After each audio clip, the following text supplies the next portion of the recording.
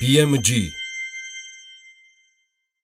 RMG-ის გარშემო მიმდინარე ხმაურიანი განცხადებების და განხილვების პარალელურად შესაძლო ცვლილებებამდე კომპანიის თანამშრომლები ჩვეულ რეჟიმში მუშაობენ და სიახლეებს გვიანონსებენ. სიახლეებში, როგორც თავად ამბობენ, სამუშაო გარემოსთან ერთად განახლებული ტექნიკაც იგულისხმება. ამ დროისათვის RMG-ის ობიექტებზე კონკრეტულად ბექთაქარის საწარმოო მოედნის ტერიტორიაზე დამონტაჟდა 44 ერთეული მზის ენერგიაზე მომუშავე სანათი. თითოეულ სანათზე დამონტაჟებულია მზის ელემენტი სიმძლავრით 180 ვატი. ბექთაქარის საწარმოო მოედნის პერიმეტრი არის განათებული მზის ენერგიაზე მომუშავე სანათების ხარჯზე. თანამედროვე და ენერგოეფექტური ტექნოლოგიების დანერგვა ხდება ასევე RMG Gold-ის და RMG Copper-ის საწარმოებშიც ენერგოეფექტურობის მიმართულებით დავიწყებთ საუბარს ჩვენ სტუმრებთან ერთად. ირაკლი შატაკიშვილი, RMG-ის ადამიანური რესურსების განვითარების დეპარტამენტის უფროსი და ლევან ასაინძე, RMG-ის მთავარი ენერგეტიკოსი არიან ჩვენთან ერთად დილომშვიდობის. მადლობა გადაცემაში მომბრძანებისთვის. ვისაუბრებთ ენერგოეფექტურობის განვითარების კომპანიის სიახლეებს, თუმცა დასაწყისში ბატონ ირაკლი, თქვენ მინდა გითხოთ ადამიანური რესურსების შესახებ ზოგადად სტრატეგიაზე RMG-ში, როგორ ვითარდება და სასწავლო ცენტრზე, რომელიც თქვენს ბაზაზე არის მოწყობილი, რა სიახლეები გაქვთ. უპირველეს ყოვლისა მოგესალმებით, ბატონ ბექა, ქალბატონმა, მადლობას გეტყვით სტუდიაში. მოწვევისათვის მივესალმებით თქვენს ტელემაყურებელს. როგორც მოგეხსენებათ, კომპანია RMG ასაქმებს 3000-მდე ადამიანს, აქედან პირდაპირ დასაქმებული არის 2000 ადამიანი, ანუ საშტატო ერთეულით გათვალისწინებული. და ჩვენ გადავედით განვითარებით სრულიად ახალ ეტაპზე. ეს გულისხმობს როგორც ტექნოლოგიური გადაიარაღების პროცესს, ისე ადამიანური რესურსების გაძლიერების მიმართულებას. ტექნოლოგიურ ნაწილზე ჩემი კოლეგა ბატონი ლევანი უფრო დეტალურად მოგახსენებს და მე გეტყვით ადამიანურ რესურსებს რაც შეეხება და რას გულისხმობს ეს. რამდენიმე გამოწვევასთან დაკავშირებით გავეცანი ინფორმაცია თქვენი კომპანიის შესახებ. მათ შორის იყო სტუდენტების აქტიური ჩართვა, გადაიარაღების ნაწილი, მოდი ეტაპობრივად მივყვეთ.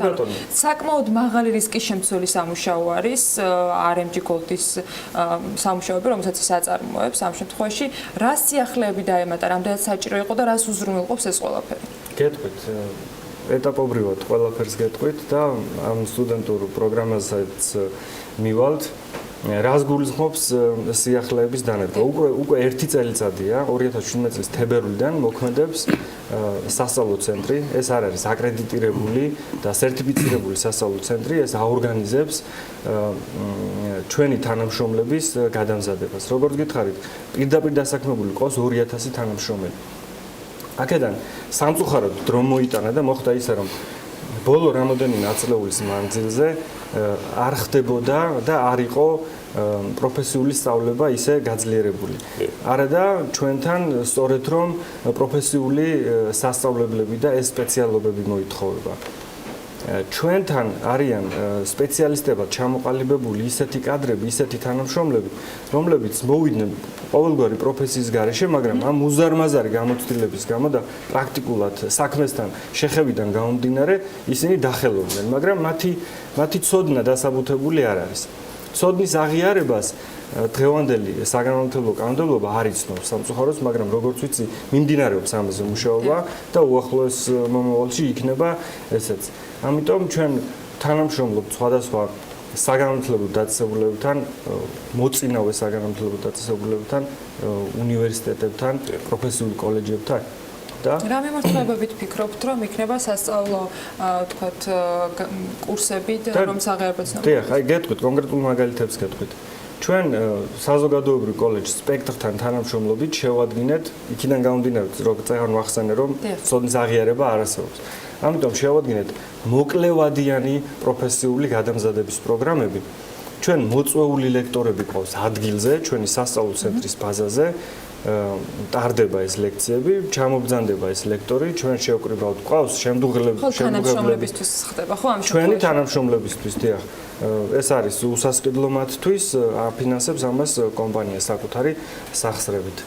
მოწვეული ლექტორები უტარებენ ჩვენს თანამშრომლებს ლექციებს და გაიცემა ამაზე დამატების შესაბამისი სერტიფიკატი.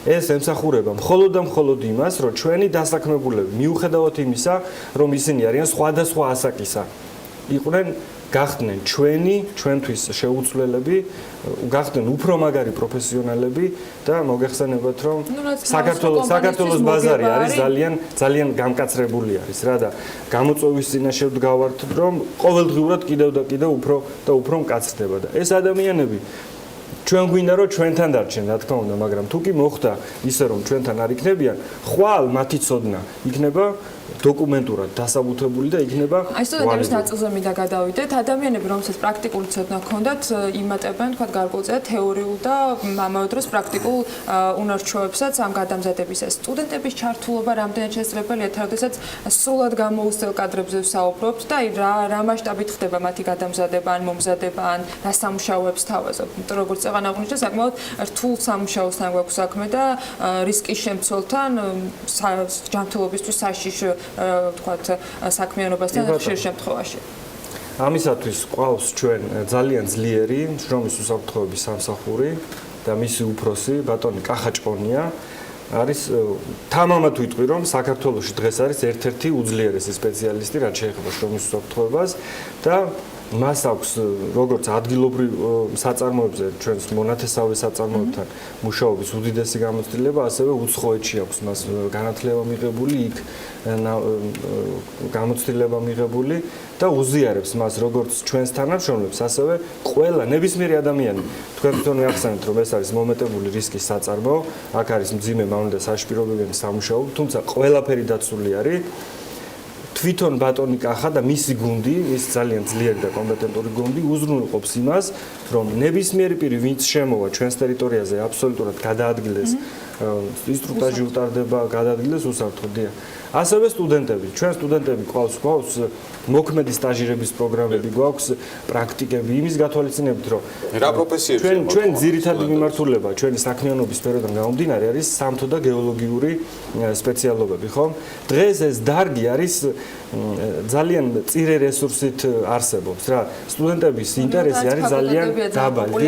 არ არის პოპულარული. სტატისტიკა რომ ნახეთ ჩვენ თანამშრომლობთ ტექნიკურ უნივერსიტეტთან, საქართველოს სახელმწიფო ტექნიკური უნივერსიტეტის სამთო გეოლოგიურ ფაკულტეტთან. სტატისტიკა რომ ნახეთ, ბაკალავრიატის სტუდენტები ძალიან ცოტა აგრძელებენ მაგისტრატურაში, იმიტომ რომ მათ სამწუხაროდ არ ქონდათ დასაქმების პერსპექტივა, მაგრამ ჩვენ ამ მიმართულებით გავუძლიერდით კონკრეტულად რა გავაკეთეთ RMG სტიპენდია შევქმნით.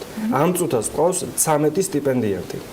და 50,000 ლარიანი ბიუჯეტი გვაქვს ერთი წლის განმავლობაში ისინი არ იფიქრებენ არაფერზე გარდა სწავლისა გარდა ამ მიმართულებით გაძლიერებისა ყავს თანამშრომლობთ ივანე ჯავახიშვილის თბილისის სახელმწიფო უნივერსიტეტის ზუსტი და საბუნებისმეტყველო ფაკულტეტთან ქიმიის მიმართულებასთან ქიმიკოსები ქიმიის სტუდენტები დამამთავრებლები მესამე-4 კურსელები მოგვყავს ჩვენთან ვატარებთ სტაჟირებას, პრაქტიკას, პრაქტიკულად ეხებიან ყველაფერს რა, ლაბორატორიაში. ჩვენთვისაც კვალიფიციური კადრების სასახირავად. კომპანია კარგია, რა თქვა, საკუთარი ადამიანის რესურსის განვითარებაზე მუშაობს ამ პერიოდში, მაგრამ ისიც უფრო კარგია ალბათ, რომ უკვე განვითარებული კადრი როცა მოდის ნასწავლი, რომელსაც თქვა, ისეთი ბევრი არ ჭირდება არაფერი, დანარჩენი პრაქტიკაზე უკვე დამოკიდებული თეორიული ცოდნა მაინც რომ. ბატონ ლევან, თქვენ მინდა გითხოთ, თქვენ განათლება უცხოეთში სწავლობდით და მუშაობდით, დაბრუნდით შემდეგ საქართველოში, დაბრუნება რატომ გადაწყვიტეთ და RMG-ში ასე ვთქვათ, თქვენი მოღვაწეობის გაგრძელება. მოგესალმებით. მართალია სწავლობდი უცხოეთში, მოღვაწეობდი, დიდი პრაქტიკა შევიძინეთ. რო ვთქვათ, გამოცდილება ყველაფერი, მაგრამ რაღაც ეტაპზე ოჯახში ვქნით, დაბრუნდი საქართველოში ისე. ოჯახური პირობების გამო, ოჯახური სიტუაციიდან გამომდინარე, ორი ბიჭი მყავს. და აქედან გამომდინარე, აქ მოვისაზრები, როგორც საქართველოში ჩემი ბავშვების გაზრდა, ჩემი ბიჭების გაზრდა, შვილების გაზრდა მიმოჩნდა, რომ მართლა სიმართლე და დაბრუნდი საქართველოში. აქედან გამომდინარე, RMG-ში როგორც მოგეხსენებათ, RMG არის საქართველოს ერთ-ერთი დიდი კომპანია, სადაც შესაძლებლობაც მეტი გეძლება, პრაქტიკაც მეტი გეძლება და გამოამჟღავნო შენი თავი კიდევ უფრო მეტად შეგიძლია. და ახალი ტექნოლოგიების დანერგვაშიც უფრო წინ შეგიძლია წახვიდე და უფრო მეტი რეალიზება მოახდინო ახალი ტექნოლოგიების, რაც აქ თქვენ წარმოთქვით ძალიან ბექთაქარის თემასთან დაკავშირებით. აი ეს აგვიხსენით ხა კი გავიგეთ რაღაც ნაწილი, მაგრამ რეალურად რას გულისხმობს ეს სიახლეები და რაზე გვაქვს საუბარი? ან რა მოცულობაზე არის საუბარი? მზის ელემენტი სიმძლავრედ 180 ვატი. ანუ რეალურად ეს რამდენად არის ისეთი მასშტაბის, ვთქვათ, ენერგიის წყარო, რომელთაც შეგვიძლია ვთქვათ, რომ მნიშვნელოვანი შეღავათი იქნება მათ შორის ტრადიციული ენერგო, ვთქვათ, რესურსების ჩანაცვლების. კი ბატონო, მოგახსენებთ. ეს არის ელემენტარულად პირველი ნაბიჯია გადადგმული პირველი ეტაპი, რომელიც მოხდა ტერიტორიის საწარმოო მოედნის პერიმეტრის განათება. ობიექტად არის ახალი ტექნოლოგიებით მუშავდება, რომელსაც პრეცედენტი არ აქვს საქართველოში, კი არა, მე მგონი ამერიკა. ამ ნაწილში თუ სხვა ყველაფერში. უახლოეს თანამედროვე ტიპის ქვესადგურია აშენებული, რომელიც ემსახურება ამ საქმეს და მიწისქვეშა სამუშაოებს უზრუნველყოფს. აქედან გამომდინარე, პირველი ნაბიჯი, რაც გადავდგით, ეს იყო მზის ელემენტებით ტერიტორიის განათება. თავიდან არის დანახარჯი, მაგრამ მომავალში უკვე შედეგი გაქვს კარგი, ეფექტიანი და ეკონომიური. ხარჯი არ აქვს. მეტი, ასე ვთქვათ, სიმძლავრე მიიღოთ. კი, გასულიყო. ეტაპობრივად ჩვენ გადავდივართ მაგაზე. სამიზნე რა არის? ეკონომია. სუფთა ენერგია და მაქსიმალური ვთქვათ ენერგიის მიღება რამდენი შეიძლება ამ ტერიტორიიდან და ამ ტექნოლოგიიდან გამომდინარე და იმ ვთქვათ მასალიდან გამომდინარე რომელიც დღეს არის დამონტაჟებული თუ ფიქრობთ რომ გაზრდით ამ ელემენტებს? არა, ენერგია გაიზრდება. მოხმარებული ენერგია როგორც წარმოებაში გაიზრდება, ასე პარალელურად ჩვენ გავზრდით მზის ენერგიასაც.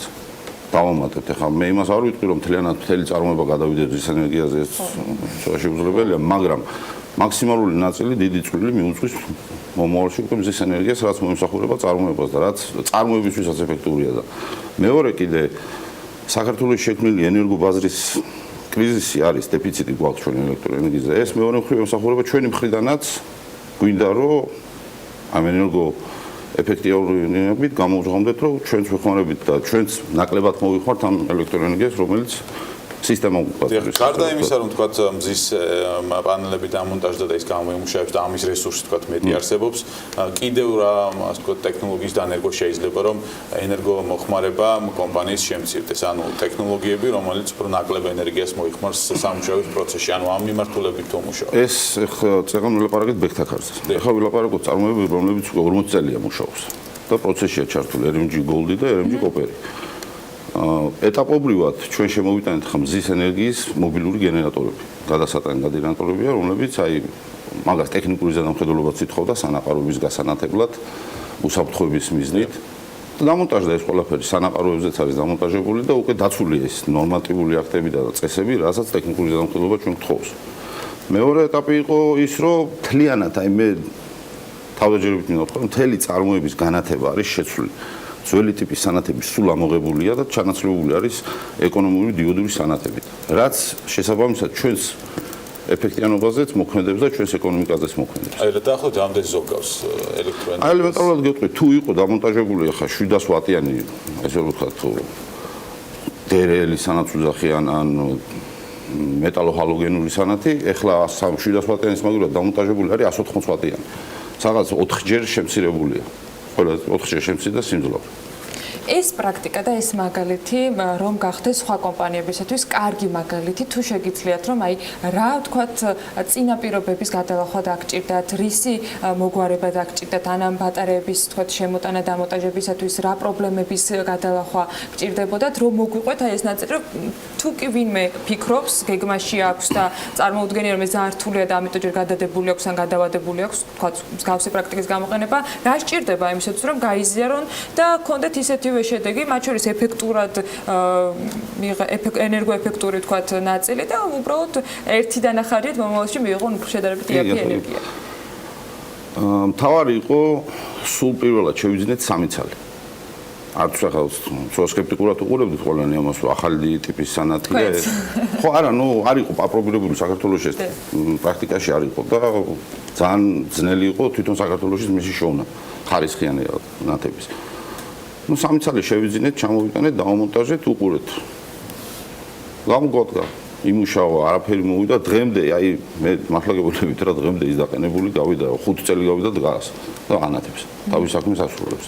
ამის შემდეგ დავიწყოთ უკვე ბაზრის მოკვლევა, შესწავლა იქ გამოფენებზეც ვიყავით, ხალხთანაც მქონდა ურთიერთობა და ჩამოყალიბდით გარკვეული ტიპის სანათებზე, რომლებიც ახლა სანათი ძალიან ბევრი ტიპის არსებობს და ძალიან ბევრი სიმძლავრის, მაგრამ ჩვენ რაღაც გარკვეული ტიპის გვინდა, იმიტომ დახურული შენობები გვაქვს, სივრცეები გვაქვს, დიდი სივრცეები გვაქვს და ეს დიდი სივრცე ასათვისებელია. ჩამოყალიბდით სანათებზე, შევარჩიეთ, ეტაპობრივად გადავედით სრულთლიანად.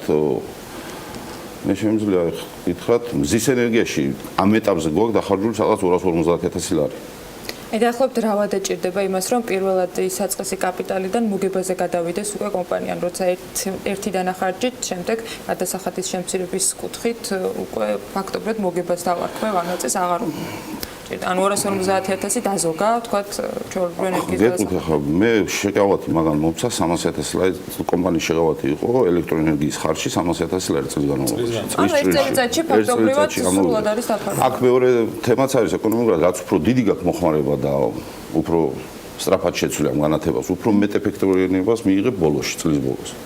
ახლა ერთი სანათის შეცვლა და ორი სანათის შეცვლა მაგას არაფერს არ უშუალო, მაგრამ მთლიანობაში მთელი წარმოების გადაყვანა ახალ ტიპის სანათებზე უკვე ენერგოეფექტურია. პრინციპში არამის გამოცდილება სხვასაც შეუძლია გაიზიაროს, უკვე აქვს ამ კომპანიას სანათი. ხო, იმიტომ არის საინტერესო ამ შემთხვევაში. თქვენ რჩევა გითხეთ ბატონ ლევანს თუ რას ურჩევდნენ სხვა კომპანიებს აი ამ პროცესში და მე ვითხოვდი ჩემი როგორც ადამიანური რესურსის მიმართულებიდან როგორ ხედავ ამას, რომ არ არსებობს ტექნოლოგიური გადაიარაღება თუ ამ ტექნოლოგიურ ამ დანადგარებს მომსახურე პერსონალი არ ყავს თვითონვე გაძლიერებული რა და კვალიფიკაცია ამაღლებული. ეს ერთმანეთისგან არის განუყოფელი ნაწილი რა და ბატონ ლევანს არ მომცეთ ბატონ ლევან ტყუილის უფლება და დამეთანხმება რომ მას ყავს დღეს გადამზადებული, სერტიფიცირებული უმაღლესი დონის ენერგეტიკოსთა და ელექტრიკოსთა ჯგუფი, რომელიც აი კონკრეტულად ამ ახალ დანადგარებს ემსახურება. ყველა ვინც კი ჩვენთან მუშაობს, ყველას ოფიციალურად გავლილი აქვს. ძველები ვინც პროფესიულად მოვიდნენ ენერგეტიკოსები არიან და ელექტრიკოსები იყვნენ, ისინიც კი გადამზადდნენ, იმათაც ახლიდან გაიარეს ეს შესწავლის კურსი და ყველა არის გადამზადებული სერტიფიცირებული. ტექნოლოგიური განვითარება პრინციპში ითხოვს ადამიანის განვითარებას განათლებას. სწორედ ამიტომ დიდი სიამოვნებით გავიცნობდი უკვე მას შემდეგ, რაც თქვენ საგანმანათლებლო მიმართულება იქნება კვალიფიკაცია მიღებული და აღიარებული ნაწილი. მოვისმენდი იმ შედეგებს, როგორ გაიარეთ ეს ეტაპი. მადლობა სტუმრობისათვის, ძალიან დიდი. წარმატებას გისურვებთ ყველა მიმართულებით. ირაკლი შატაკიშვილი RMG-ის ადამიანური რესურსების განვითარების დეპარტამენტის უფროსი და ლევან ასანიძე RMG-ის მთავარი ენერგეტიკოსი სტუმრობდნენ საქმიან დილაში.